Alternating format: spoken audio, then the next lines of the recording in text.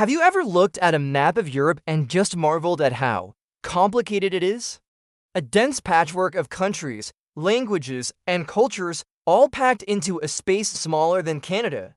How did this continent, a place that for centuries was the world's bloodiest battlefield, become one of the most stable and prosperous regions on Earth? It's a story of empires, revolutions, devastating wars, and ultimately, a revolutionary idea that cooperation could be stronger than conflict.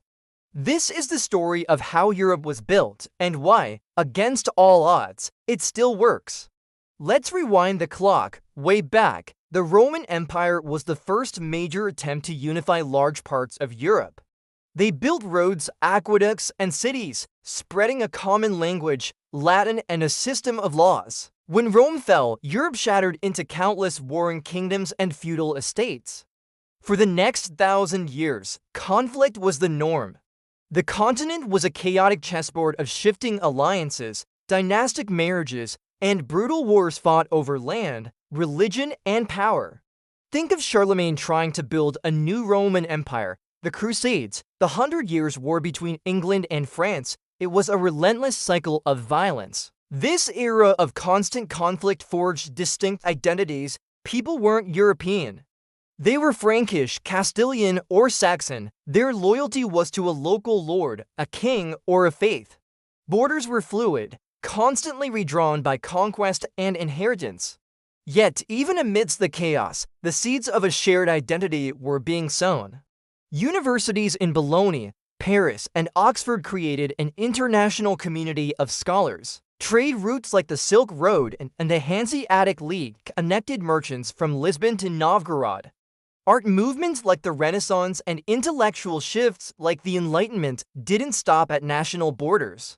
They spread across the continent, creating a shared cultural and intellectual heritage even as kings and queens fought for dominance. Then came the age of empires. From the 16th century onwards, European powers like Spain, Portugal, Britain, and France didn't just fight each other at home. They exported their rivalries across the globe, building vast colonial empires. This brought immense wealth and power to Europe, but it also intensified their competition. The quest for colonies and resources fueled an arms race and a complex web of alliances designed to maintain a balance of power. This was a fragile system. The idea was that no single nation should become powerful enough to dominate all the others.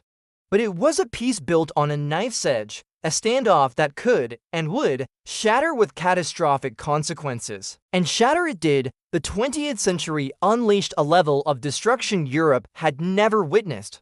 World War I, the war to end all wars, was a bloodbath that wiped out an entire generation and toppled ancient empires. It was supposed to be a lesson. Instead, the punitive Treaty of Versailles sowed the seeds for an even more devastating conflict just 2 decades later. World War II was the continent's darkest hour. It was a total war that brought industrial-scale slaughter, genocide, and the atomic bomb. By 1945, Europe was in ruins, its cities flattened, its economies shattered, and its spirit broken. The continent was divided, with the Iron Curtain splitting it between the democratic West and the Soviet-controlled East. It was from these ashes that the most radical experiment in European history began. A handful of visionary leaders, people like Robert Schuman and Jean Monnet, looked at the wreckage and asked a revolutionary question: what if we made war between our nations not just unthinkable, but materially impossible? Their answer was the European Coal and Steel Community, founded in 1951. The idea was simple but brilliant. Place the 2 key ingredients for war: coal for energy and steel for weapons under the control of a shared, supranational authority. By intertwining the French and German economies, their old rivalries would be replaced by shared interests. This small step was the beginning of a giant leap. The success of the coal and steel community led to the Treaty of Rome in 1957, creating the European Economic Community. The goal expanded from just managing war industries to creating a common market, removing tariffs, and allowing the free movement of goods, services, capital, and people. It wasn't always a smooth ride. There were fierce debates about national sovereignty, agricultural policies, and how much power to give to this new entity. But the core logic held firm. Economic integration would lead to shared prosperity, and shared prosperity would be the strongest guarantee of peace. Over the next few decades, the project grew, more countries joined. The union deepened, creating a single market, a common currency, the euro, and cooperative policies on everything from environmental protection to consumer rights. Then in 1989, the Berlin Wall fell. The collapse of the Soviet Union presented a historic opportunity. Countries that had been trapped behind the Iron Curtain for half a century looked to the European Union as a beacon of freedom, stability, and prosperity. The EU embraced this challenge, undertaking its largest ever expansion and reuniting the continent.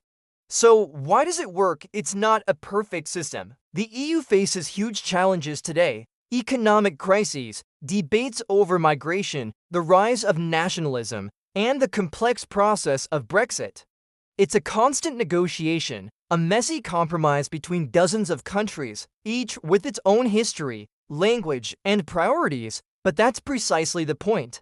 Europe works not because it has eliminated conflict, but because it has created a permanent forum for resolving it through dialogue and compromise, not war. The European Parliament, the Council, the Commission, these institutions are the modern battlefield, where disputes are fought with words and votes, not with tanks and bombs. For centuries, the default answer to a problem in Europe was war. Today, it's a summit in Brussels. The lesson from Europe's long and often brutal history is that division and rivalry are a dead end. The incredible journey from warring tribes to a continental union is a testament to the power of a simple but profound idea that we are stronger together.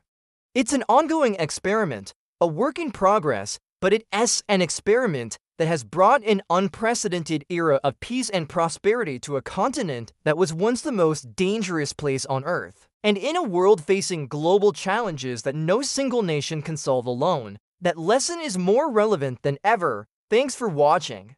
If you found this journey through European history interesting, make sure to like this video and subscribe for more deep dives into how our world came to be. See you next time.